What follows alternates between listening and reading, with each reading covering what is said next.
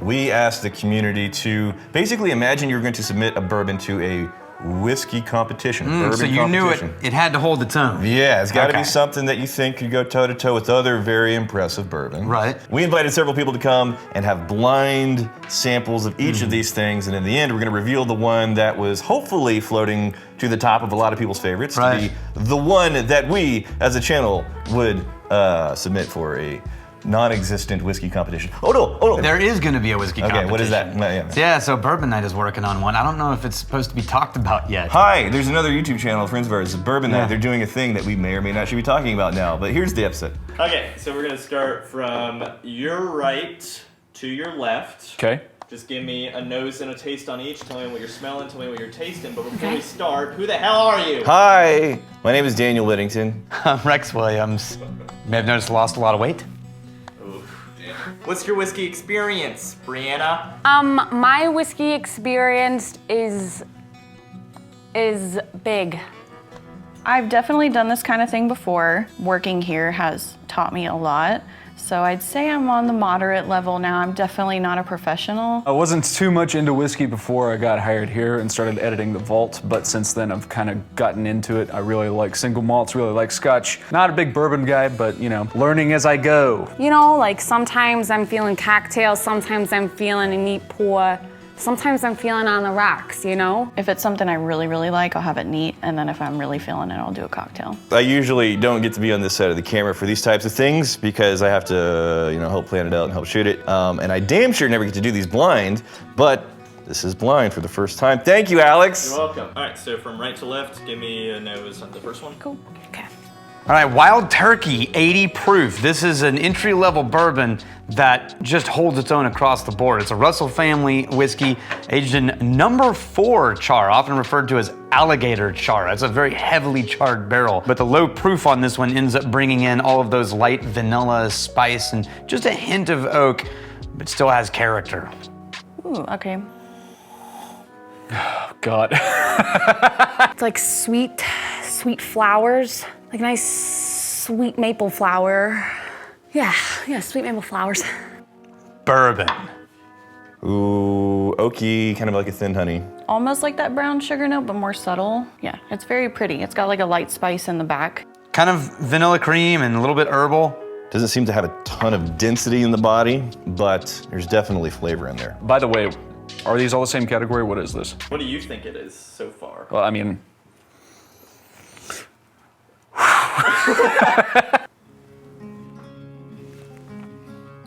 Kind of same thing on the palate. It's pretty. Cherry shows up on the taste, and then the honey is what lands the finish. But they're poisonous.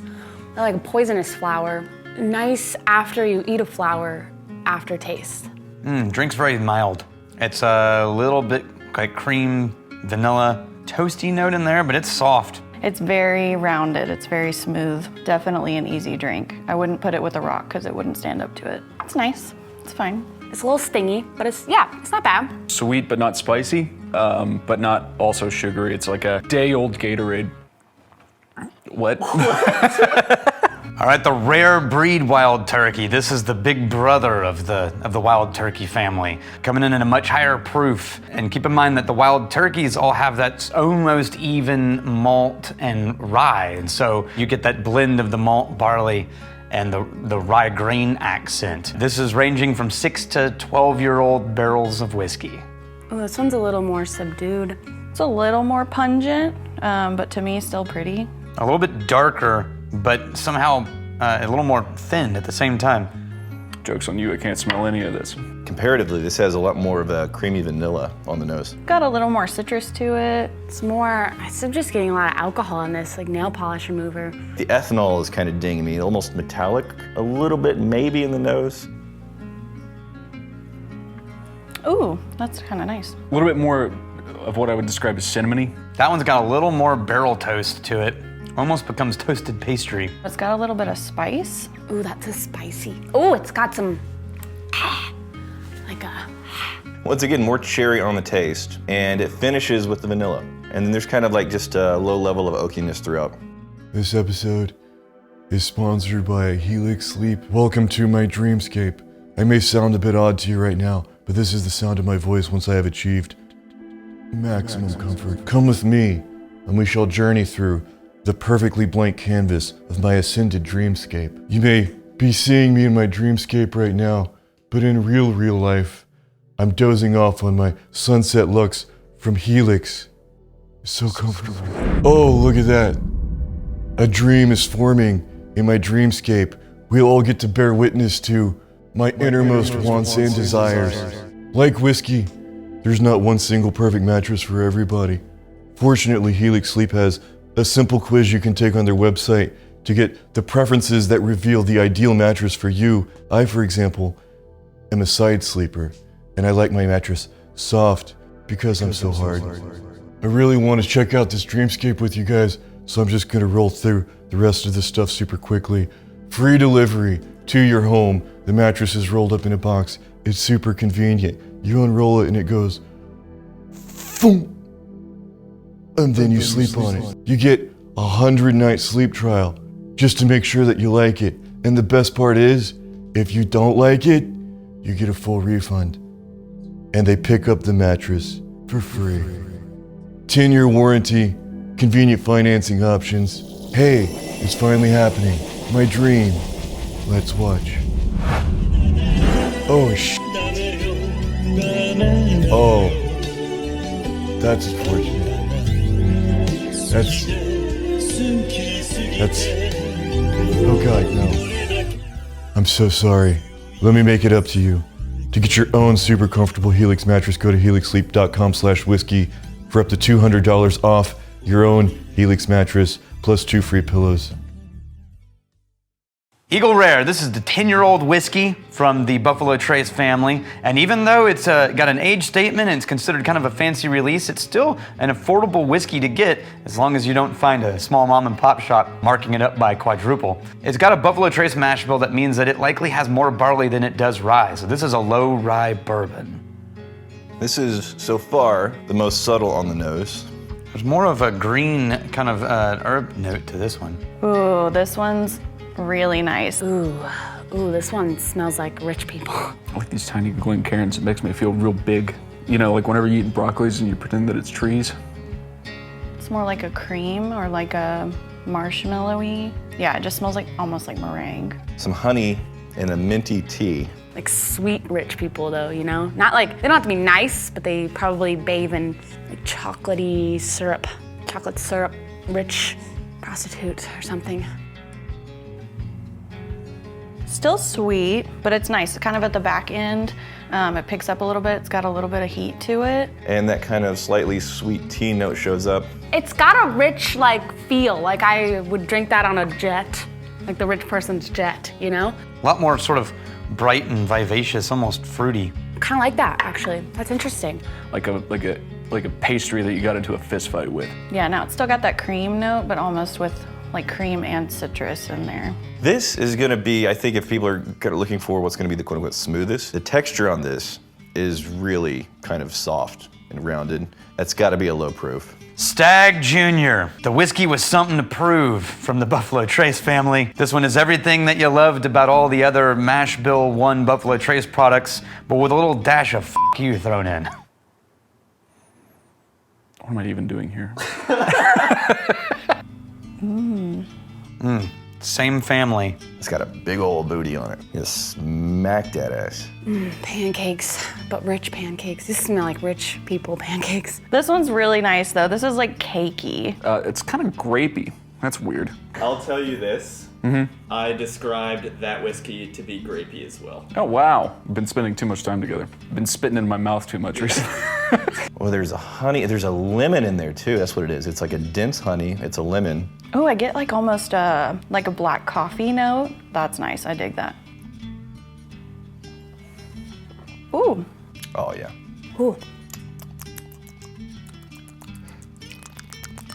It's almost like the nose is softer, but the palate sort of unrolls on that one. She's got like a kick right up front. Oh, it's a little like woody afterwards. Interesting. I gotta tell you, these are getting kind of worse as they go along. The first one was kind of like sweet, but like rice pudding, and now we're getting into evil cinnamon territory. Pecans and maybe a graham cracker back there, the brown sugar. Into this sort of dark brown sugar and toasty notes. See, that just smells like if you were eating pancakes at a rich person's house. Well, in a cabin. It's a cabin that they live in. But I think that might be my number one so far. That's my favorite so far. The Woodford Reserve Double Oaked. This is a whiskey that went from a new oak barrel into another new oak barrel, only this time lightly toasted, lightly charred. Finds a special place for those who like a little bit fancier Woodford.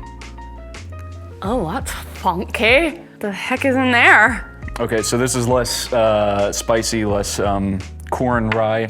I guess I'm gonna just completely guess here. I don't know what I'm talking about. This one, I feel like if I was legit gonna sit and hang out with it, I would wanna add some water like right away just because it's very punchy. It's like so creamy vanilla that you melted this ice cream over a, what is that, a brownie? This one has way more of a rounded scent to it, like it's molasses and honey instead of vanilla and barrel char and herb. It's like a stink, like a McDonald's hash brown. And like a hint of good perfume. Like a warm fruit. Oh, that's very acetone to me though. Oh, all right, girl, calm down.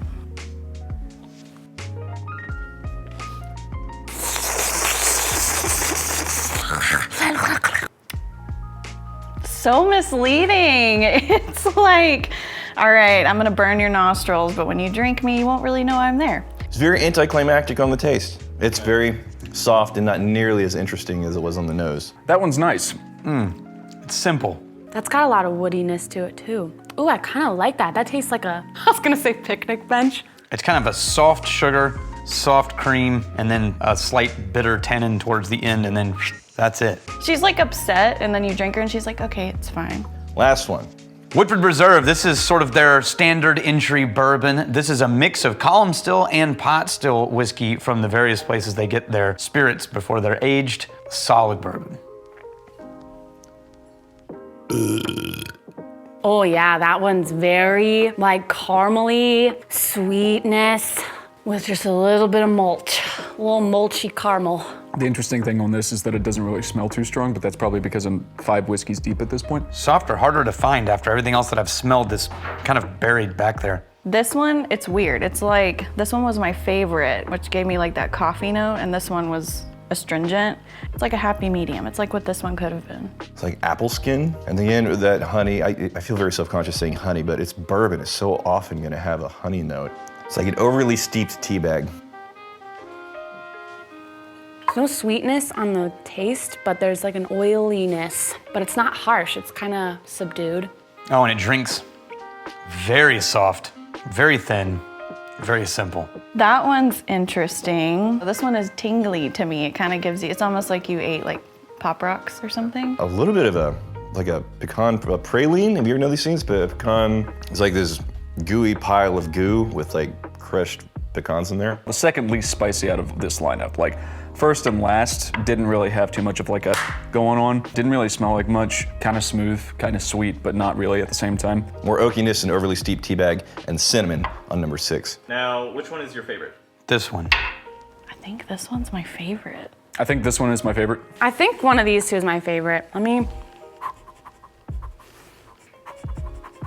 Yeah, I think this one's my favorite, so that's number 4 for me. It's not gonna be the quote unquote smoothest, but number 4. Number 4 was Dun, da, da, da. Stagg Jr. Stagg Jr.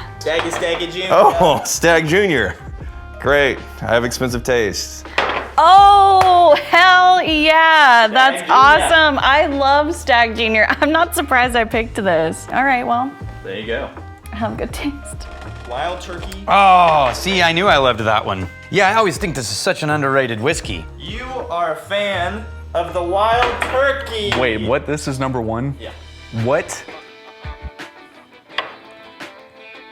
Well, I'll be.